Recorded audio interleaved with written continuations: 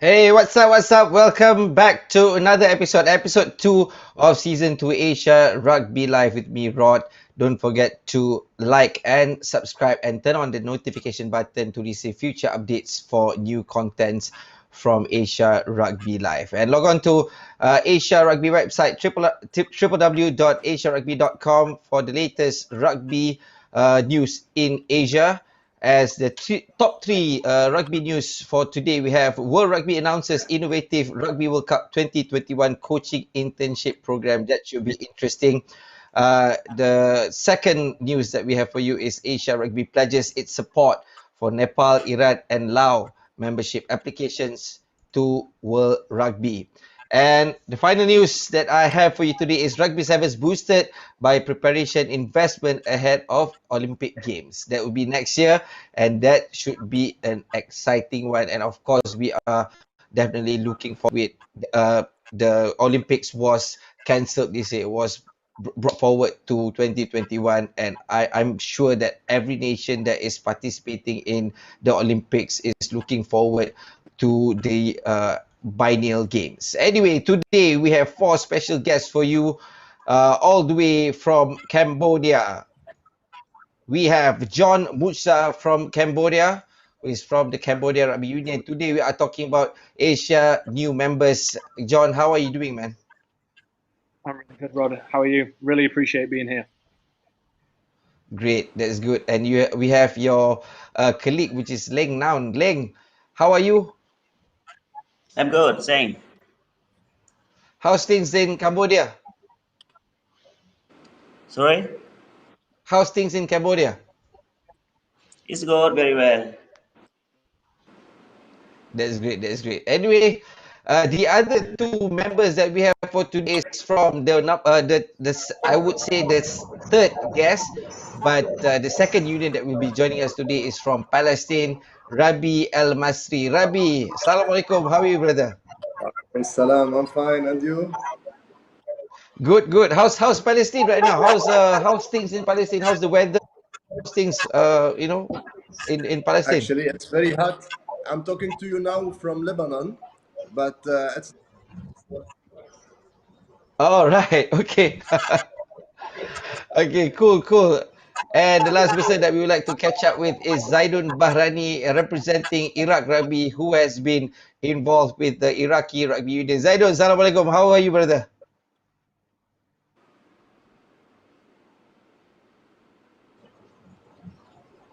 Oh, so okay, there must be Hello, some alaikum techno. salam. Okay, yeah, good. Now we can hear Hello, you. brother. How are Yeah. you? So you were saying, good, good, good. So, are you in Iraq? Are you in Lebanon, or are you in Ireland right now? No, actually, I'm in Ireland right now. I live in Ireland, but I was a part of the Iraqi Rugby committee. Yeah, I kind of figured because if you're in right now, I don't think you'll be wearing a sweater. Yeah, true. Okay, anyway, guys, all four of you, welcome to Asia Rugby Live. We are honored to have all of you to share your stories with our Asia Rugby Live viewers that are from all over the world. Question number one, I think I have for Rabi. Rabi, how did the idea of establishing the Palestine Rugby Union came about? Can you share with us that story? already starting rugby. It was new for us. First of all, I have to explain. Palestine have a special case. We are a nation that we have people in Palestine and outside Palestine. We have a big number of refugees. So that's why the administrative sports departments works as as Palestine and diaspora. So I am one of these refugees, Palestinian refugees in Lebanon. I was born here, and there is a lot of Palestinian refugees here. I started rugby in the university. Actually, I was playing a Thai boxing championship, and my friends from the university saw me and proposed the game. And from the first session, I loved the game a lot. And then I went to study in France. I did my master's in sports management, and in this period, I had a project that I did my thesis of the studies to do a rugby federation for Palestine, The idea is to collect all these Palestinians from inside and outside Palestine and to present our country with the game that we love. So later on, I contacted the Palestine National Olympic Committee. They asked me for papers and some administrative work. Then, by hazard, it was a very nice story. While looking online, I found there is a group of guys in Beit Lahem inside Palestine, in Beit Jala. They already did a club named Lions Beit Jala. It was an amazing moment because I found some other Palestinians in the same time trying to build something with rugby. So I contacted their coach, Martin, several years ago. Then I had connection with Jamal Abu Farha. He was very happy with the idea to establish a federation and to develop the game in Palestine and in diaspora for Palestinians. And from this time, we worked together with with my friends, Palestinians from Lebanon. And in 2017, we took the accreditation from the Palestine National Olympic Committee to become a Palestinian Rugby Committee officially. And from this time, we are working to develop the game in Palestine and in diaspora. Well done, well done. You know what stories that we want to hear. You know the humble beginnings from you from Lebanon. Then after that you went to France to get your studies. Then after that you discovered rugby and you connected with the Palestinian people who played rugby. Then after that the idea spark of starting a new union. So this is what we want to hear. This is the things that we love to share to all of our viewers around Asia. This is to inspire people, you know, not to only play rugby, also to inspire others and also to connect to others. And I'm sure all four of our guests today, they have their own unique story. I would like to, you know, probably approach Zaidun because Zaidun has a similar kind of story. But because Zaidun also started his life from Lebanon, then after that Ireland, and after that you connected yourself with the Iraqi community to start the Iraqi Rugby Union. So can you share with us your story, Zaidun?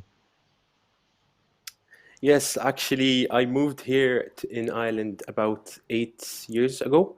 Came here when I was only 14 years old in a boarding school in Ireland. So it was actually my first time playing rugby. So I played it when I was in a boarding school. And I kept going and I really enjoyed playing it until I always go back to Iraq every now and then. And I figured that there is actually a rugby committee in Iraq. So I was surprised that that came up in a country like Iraq.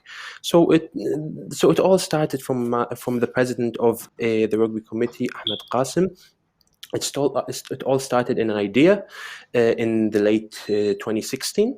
He just liked the sport, and then he tried to introduce it to Iraq. So what happened is he made a small meeting, a personal meeting between the secretary and the vice president of the committee, just to introduce what rugby actually is and what the sport is all about. And it kept going until now, and it's still a committee, and we're looking forward into making it a bigger sport in our country. So how is the acceptance of someone who is born in Iraq, grew up in Lebanon, and also grew up in Ireland, and has an Irish accent, has an American passport, but you know you connect back to the people of Iraq? How's the acceptance of the Iraqi people to you? Yeah, it's because I'm actually a nostalgic person. I just love my country, and I love to support my country in its worst situation and on the best situations. Well, basically, I go back to Iraq every now and then, as mentioned before. So I would rather play alongside with the people that don't know how to play rugby, to tell them my experience, than playing with professional people that knows everything about rugby. So it's all about support. I joined the rugby committee when I was only a player. I wasn't even thinking about teaching them how to play, but just because of the rugby game itself, or rugby sport itself, I just wanted to join the committee, and probably potentially we could keep going forward with it. Yeah, that's how things started, yeah. And I think Yeah, it probably is. John, yeah, John can probably relate to that. As John, you guys, you guys didn't start the rugby union, but you somewhat restarted the whole idea Yeah. of Cambodia Rugby Union. You said like you mentioned to me yesterday. Can you share with us that story? Yep. So I moved to Cambodia around 3 years ago, and like a lot like Zadoon, I played rugby my entire life. Through school, rugby was like a given. In England, rugby is like one of the national sports where you can choose to play rugby, play football, play netball, all the sports that are in the educational establishments. And then I kind of had given up with rugby and was focusing on business. I'd kind of semi-retired. Came to Cambodia to work in some NGO charity schools. And I was overweight, I was unfit, I wasn't really thinking about rugby. And then one weekend, I just had the urge to play again. And I searched like rugby in Cambodia on Facebook, and Cambodia Federation of Rugby Facebook page popped up. And I messaged the page saying, have you got any tournaments soon? Is there any games? And it was actually Leng, who's on the video as well. He said, yeah, we've actually got a competition tomorrow. I was like, all right, cool, I'll play. So I went and bought some $5 rugby boots, showed up, and then ever since then I've worked pretty much every day with Leng and the rest of the federation to get Cambodia Federation of Rugby back into the Asia Rugby family, which has been a really enjoyable but tough process to do. And it's just amazing now that we're back in Asia Rugby and we can really kick on and build momentum from here. Okay, so before I ask the next question to Leng, I would like you to share the story on how Leng got involved in rugby deeply with the hamburger story. Oh, you want me to explain it? Yeah. Why not? Yeah. Share with us the story. So Leng went to a school. It's like a pretty famous school in Cambodia called PSE, and it's a school that was created by a French couple, and it's for very underprivileged children. So you don't have to pay to go there. You get food given and things like that. So when Leng was, I think, like 9 or 10 years old, he was from, admit it himself as well, he was from a very poor background, poor family.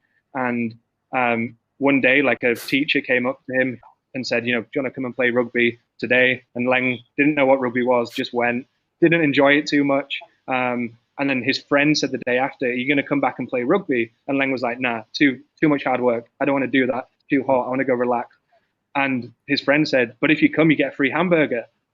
And Leng was like, Yes. okay, I'm bought. I get a free hamburger. And then, he turned up to that training session, and 18, 19 years later, he's still, playing rugby, and he's the general secretary of Cambodia Federation. So it's a really nice story, So Leng, is it the hamburger or is it the rugby that make you stop in and keep on playing rugby?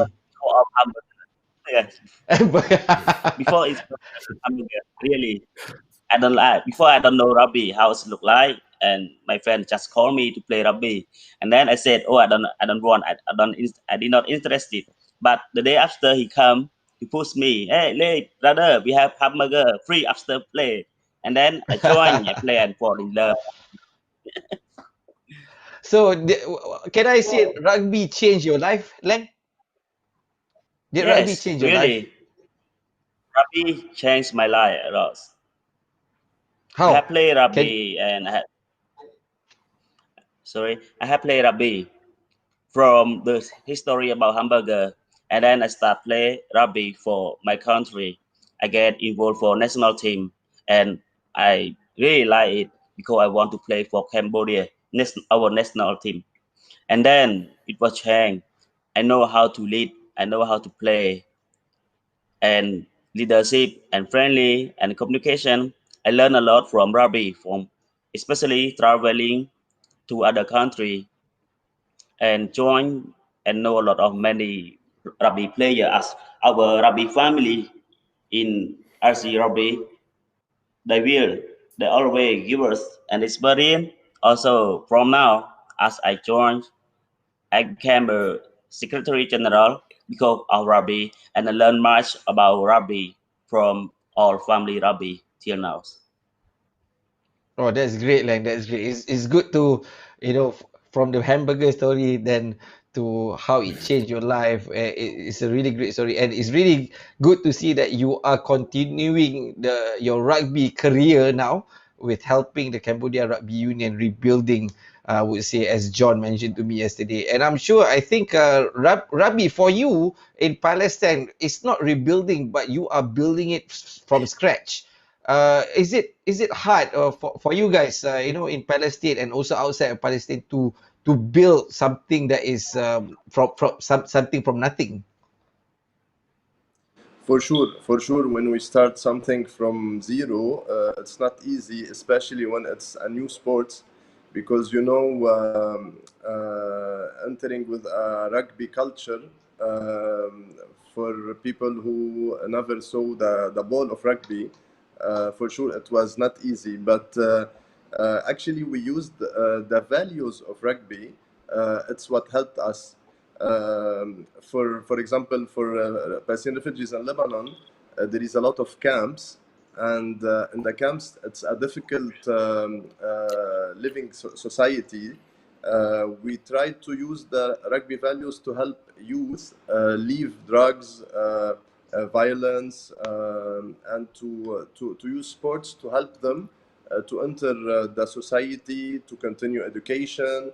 And it really helped us a lot by helping a lot of youth from the Palestinian refugee camps, and as well to reunite actually the Palestinians inside the camps and outside the camps, and Palestinians in Palestine and outside Palestine, and even Palestinians and other nationalities.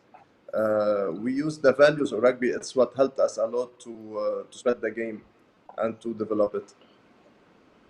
And of course, you have challenges, and I will ask the challenges question after this. I will keep that question for later on. Zaidun, when you guys are starting the Iraqi Rugby Union, right? So how many people initially was involved in the early stages of the idea? Yeah, so I'd just like to start off with a small quote, to be honest, which is, it takes nothing to join the crowd, but it takes everything to stand alone. This is what Ahmed Qasim was all about. Everyone was against him to bring the sport into Iraq. No one believed in the sport until Dr. Fariq Hazza and Sayyid Muhammad al-Jazairi, who contributed to improve the sport and give it to all the players. Hazza was not only a coach, not only a manager, he was a father for all the players. And by father, I mean we are all we're all friends, not a team. We're all we're all helping each other to actually get this sport into the next level and to the next future, obviously. So as I was saying, Ahmed Qasim was the only person who brought the sport into Iraq in late 2016, and then it was a small meeting with Fariq Hazza and Muhammad al-Jazairi, and then they contributed to prove and improve the rugby society to everyone in Iraq. Leng, and John, probably you guys can also share, how was the experience of restarting union from what it was then and to what it is now. Yeah, it's tougher for me to say because I wasn't a part of the federation, before the restart. But I can definitely, I think it's like a blessing in disguise, right? Like it gave an opportunity for the federation to reevaluate what was good and what wasn't so good, and that's definitely helped double down and focus on the things that do work well. And now we're, it's a much more positive atmosphere, and we have a really clear focus on what we want to achieve and where our focus goes.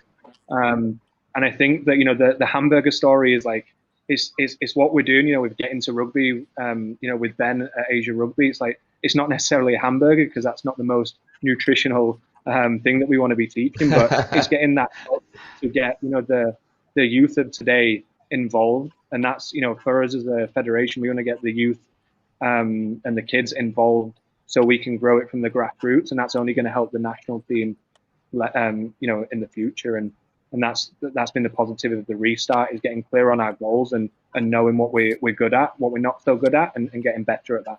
So that's my takeaway from it. Probably Leng, you can elaborate further. Leng, how is it different then, before this, and currently for Cambodia Rugby Union? For Cambodia Rugby, it's a lot of different because we have many. From now, we have a lot of players come up because we try our last. We try many years to get a good and popular. Now Rugby, as I know currently, it's more popular in Cambodia. It's not most popular, but it's better than before. But because before, almost a lot of Cambodian did not know yet about Rugby, because the Cambodian people, they never know how Rugby look like. But now, a lot of school and NGO as well, they know well about Rugby, how to play. And we hope in 2021 we can focus some working with getting to Rugby, and also Charles One Pacific can support us to do it, and we're more popular than before. To our viewers, would like to encourage everyone to ask any questions to our guests today, to Zaidun, to Rabi, to John, to Leng. I'm sure these guys are happy to answer any questions from you guys in any language, probably in Arabic or probably in Cambodian or probably in French for Rabi. Anyway, next question. I would like to ask Rabi. Um, you know, you were mentioning about rugby was uniting Palestinians inside and outside of Palestine. Would you say that because of the ethos of rugby and also the values of rugby, the sport has united a lot of Palestinians? Doesn't matter the religion, doesn't matter where they are, to unite at one place to play the sport that everyone loves. Yeah, exactly. Actually, we tried to do that, and we succeeded in doing it, from gathering Palestinians from the camps in Lebanon with Palestinians living in Beirut, for example, or outside the camps. And in the Arab Championship, we could gather a Palestinian from Palestine, from Bethlehem, and Palestinian from Palestinian camps in Lebanon, and Palestinian from Jordan, to present our country. And as you see, we have girls as well from the Palestinian camps. In our teams, there is no difference between religion or region or geographical place. We all gathered to play rugby, with the values of rugby, and for our country, Palestine. In terms of for Palestine, right? Probably I want to touch a little bit more. So because you said everyone is scattered, so when you guys have a tournament for the national team, how does that work for you guys? Yeah, it's one of the challenges. It's a big challenge to gather the team, because I don't know if you know, it's a little bit complicated to have visas for Palestinian refugees, because they don't have passports. We have it's something a little bit political, but affect our sports. Right. It's difficult to leave our country with the documents that we have. And for Palestinians inside Palestine, like Bethlehem and Ramallah and West Bank, it's difficult as well. So the only one we could gather everybody, it was in Jordan, because it's easy for all of us to go to Jordan. And we gathered the team from three places: from Palestinian refugee camps, from Bethlehem in Palestine, and from Jordan. It's not easy, but the pleasure is big. So we are doing our maximum to realize it. Right. I have some more questions to ask you, but I'll keep it after this. How about with you guys, John?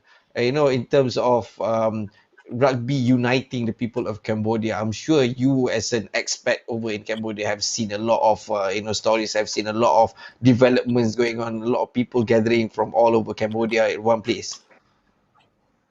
Yeah, for sure. Like it's the word that I always mention to, like, when I speak to people back home when they ask what's it like, I always say family.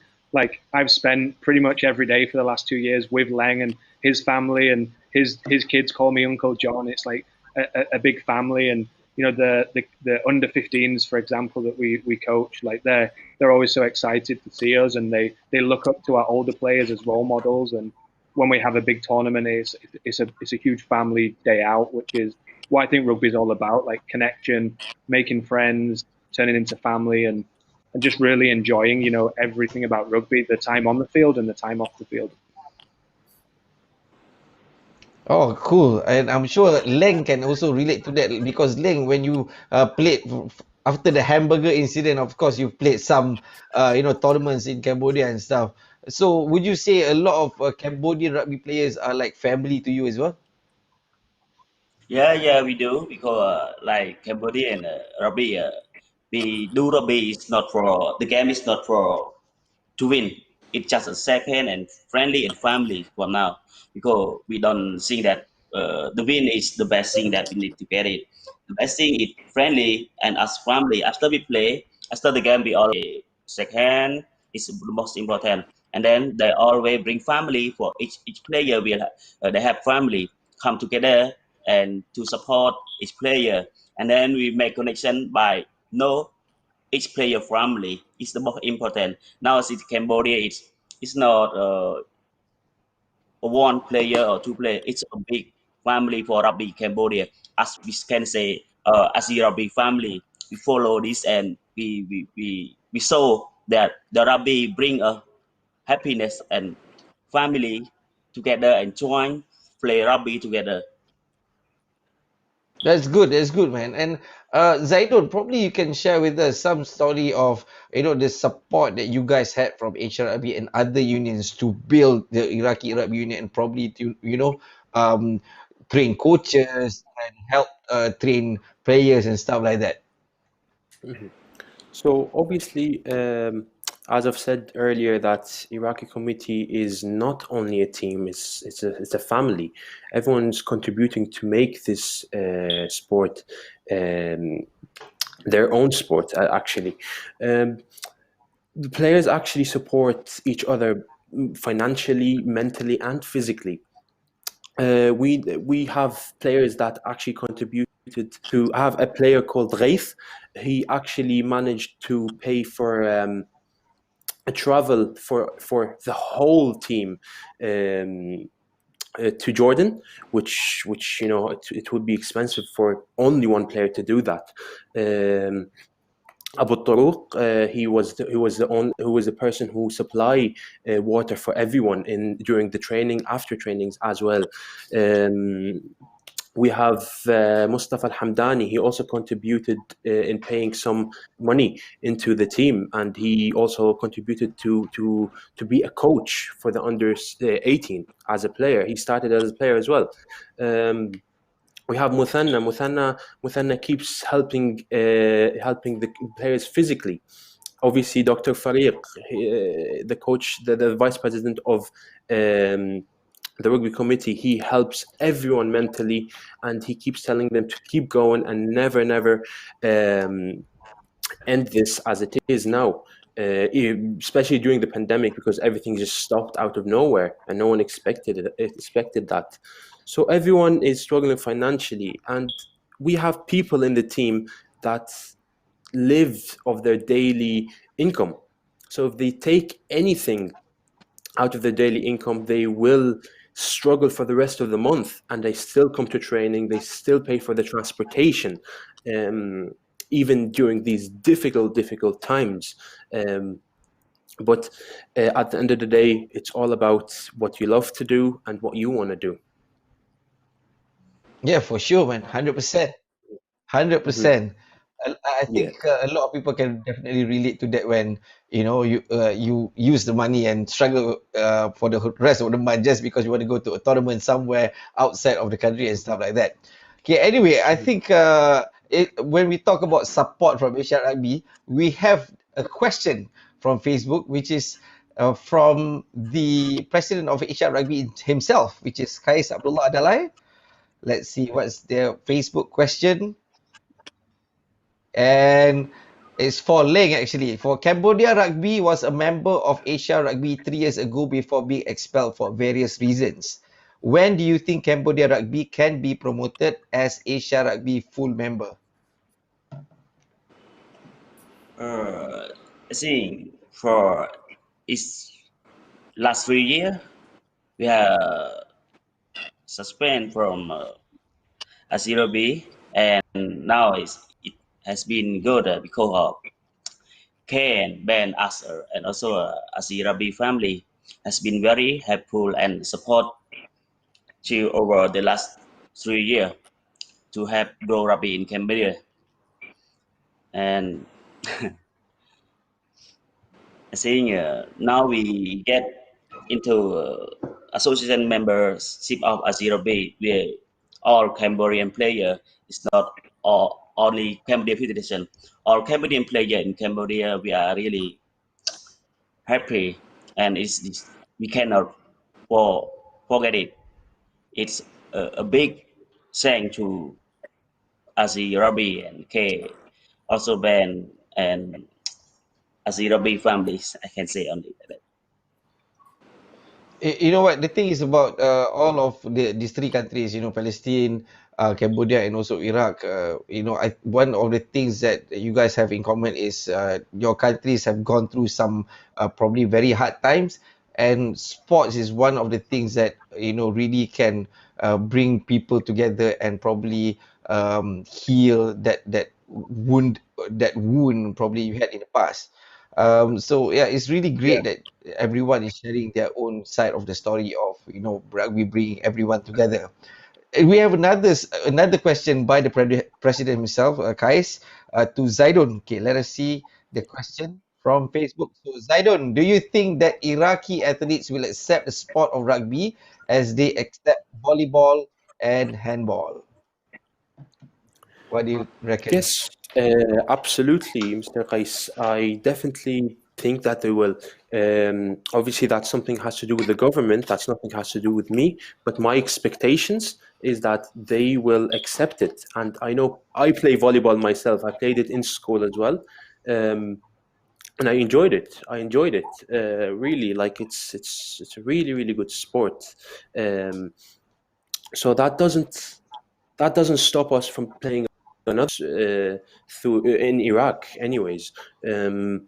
But yeah, I can see it coming in the next while. And I think wrestling is a big sport, or probably is a big sport in Iraq, right? So do you reckon that you can convert physical athletes like wrestlers to play rugby? Actually, in our team, we have around 10 people who actually play Koshingai, which obviously, you know what Koshingai actually is. It's a type of wrestling sport. So they really like the concept of rugby itself. Mr. Hussein Ammar, he is one of the best players, or he is actually a professional player, and all over the world, not only in Iraq. He's Russia. He's been to Jordan. He went to Europe just to do that sport. So he is actually on a professional level. Hence, or me saying that, he is still very, very keen that this sport interests him as well. So we could convert them to rugby players, but it's totally up to the player themselves if they want to choose rugby or their wrestling sport. Yeah, for sure, definitely 100%. I guess it all comes down to sports marketing as well, and how we entice these athletes to become rugby players. For I think rugby, I have a question for you. How do you manage development to Palestinians, as you said just now that Palestinians are scattered, a lot of Palestinians are scattered and stuff like that. So how do you conduct development for rugby in for Palestine? Sorry, the last part of the question, I didn't hear it well.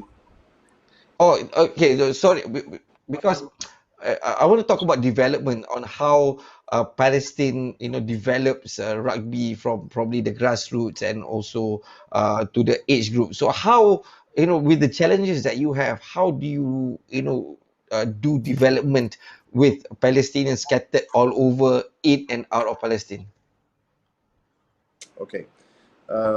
First of all, I want to tell you that when we wanted to start develop the game, I contacted Mr. Kais Abdalai before he was before he became the president of Asia Rugby, and he helped us a lot.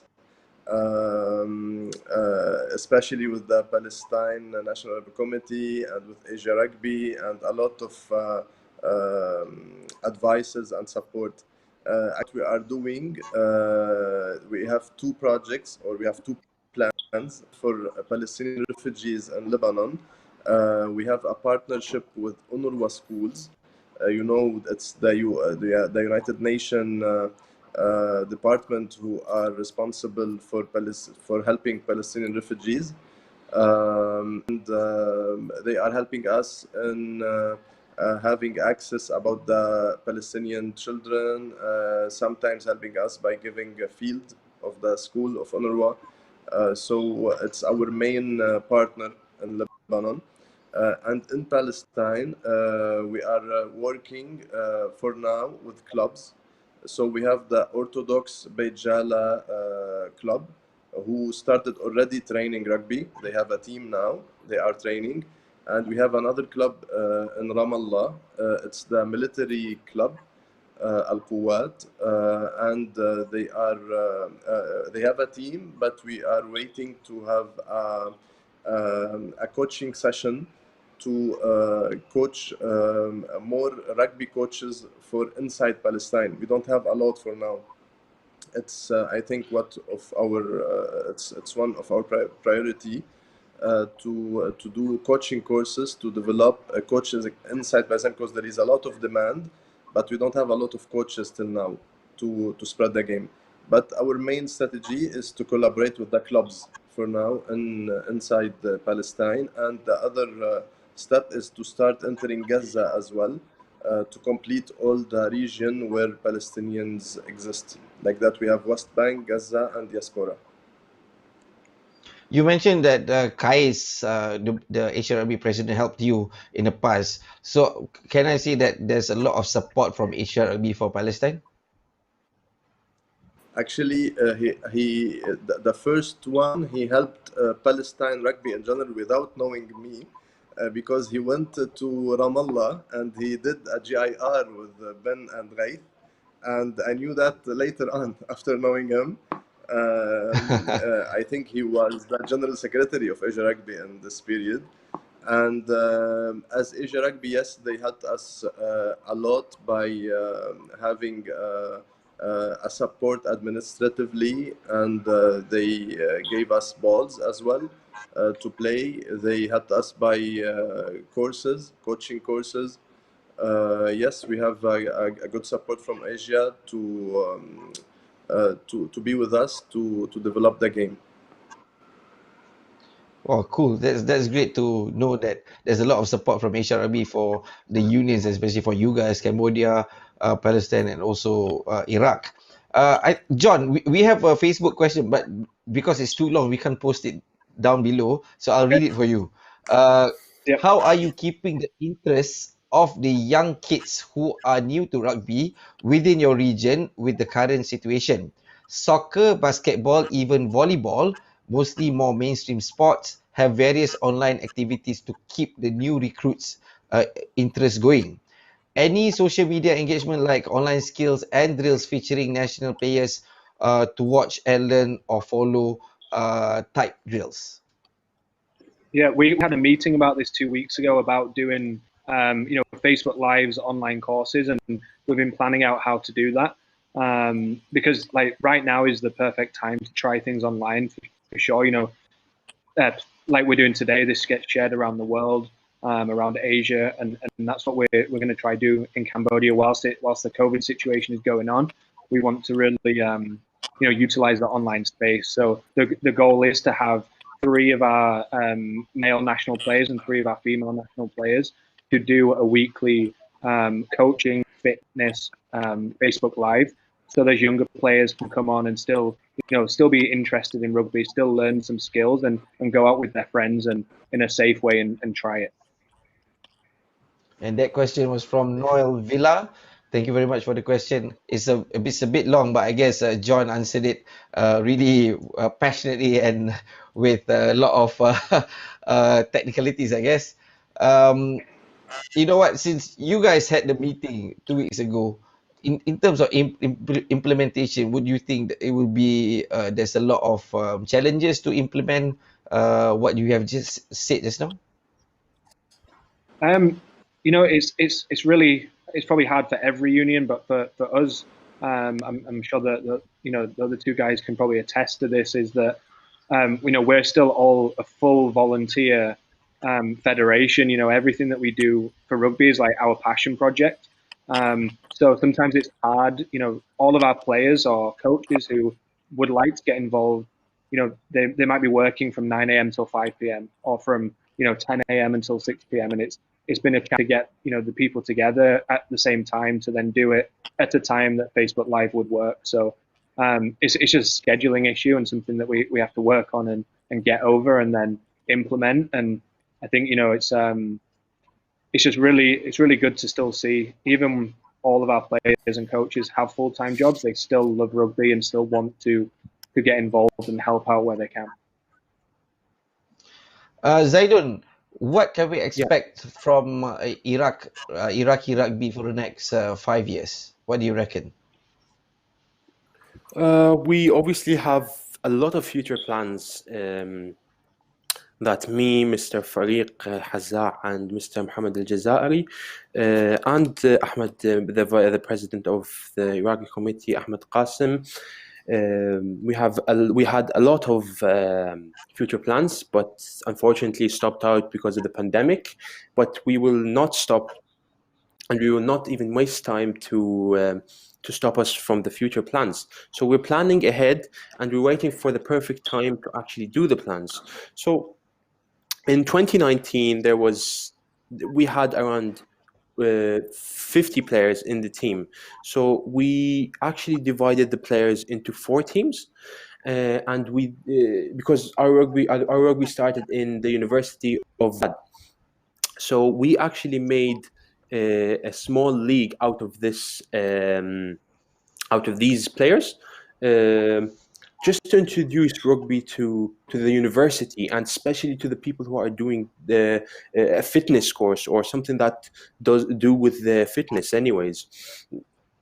And we were surprised. We were really, really surprised of how much people were actually interested. And now we are capable of doing 12 teams, not only 4, which is a big, big improvement. After COVID, we are planning to make an academy. After we got the approval from the minister, for men and women, and we managed to gather around, as mentioned, we managed to get around 12 teams, which is a very, very, very good improvement. We also have the player Mustafa Al-Hamdani, which is also actually is a friend of mine, a very, very generous guy who is actually coaching the under-18s at the moment. So we are improving. It takes time, we know that, but we are really, really patient, and we're really dedicated and working hard for our goals for the next future. Obviously, we also had a couple of matches against Arbil, Baghdad team against Arbil, which I played it personally. Jordan, which is the Arab League that we played against Jordan and the UAE. We also had a couple of women matches in University of Karbala and Arbil and Baghdad as well. So we are doing our best, and especially me, even if I'm not in Ireland, I'm still working really hard. I'm playing, as you can see here, I'm playing in Old Wesley, which is one of the oldest club in all over the world, and getting the knowledge and getting some simple practices that we can actually use for our team back home. Gentlemen, you know what? The thing is, number one, development and also rebuilding and also restarting or starting a union definitely takes time. And rebuilding, building, and restarting a rugby union needs people like four of you, like John, Lang, Zaidun, and also Rabi. Thank you very much, gentlemen, for joining us on Asia Rugby Live. You guys have been great, sharing your stories, sharing your side of the story. Definitely looking forward to see you guys in the future. Guys, to our viewers, don't forget to like and subscribe to Asia Rugby Live Facebook and YouTube page, and don't forget to press on the notification buttons to receive future notification from should we have new content from Asia Rugby Live. And also, don't forget to log on to www.asiarugby.com for future rugby news from Asia. I'm Rod. Take care. See you guys next week. Goodbye.